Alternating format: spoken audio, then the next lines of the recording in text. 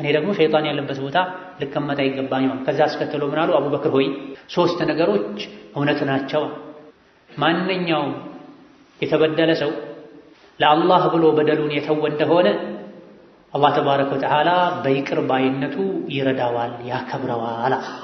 ሁለተኛው ማንኛውም የሰው ልጅ ለሰዎች በጎ ነገር ማድረግን ፈልጉ፣ አጅርን ፈልጉ፣ ኸይርን ፈልጉ፣ የተቸገረን ሰው መርዳት ፈልጉ የስጦታን በር የከፈተና መስጠት የጀመረ እንደሆነ ኢላ ዛደሁ ላሁ ቢሃ ከትራ በዚህ ስጦታው አላህ ሀብት ቢጨምርለት እንጃ ለዝና ሳይሆን ለታይታ ሳይሆን ለፍክክር ሳይሆን ለአላህ ብሎ የተቸገረን ለማብላት ብሎ በረሃብ የደረቀ አንጀትን ለማራስ ብሎ መስጠት የጀመረ ሰው ይህን የስጦታ የመስጠት በር በመክፈቱ ምክንያት አላህ የርዝቅ በር ይከፍትለታል፣ አይቀንስም፣ ይጨምርለታል በሰጠ ቁጥር።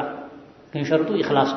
ሶስተኛው ደግሞ ወማ ፈተሐ ረጁሉን ባበ መስአለቲን ዩሪዱ ቢሃ ከትራ ሀብቱን ንብረቱን ማብዛት ፈልጎ የልመናን በር የከፈተ ሰው ደግሞ ኢላ ዛደሁ ላሁ ቢሃ ቂላ ማጣትን መቸገርን ቢጨምርለት እንጂ የሰው በመቀበሉ ሀብቱ አይጨምርም።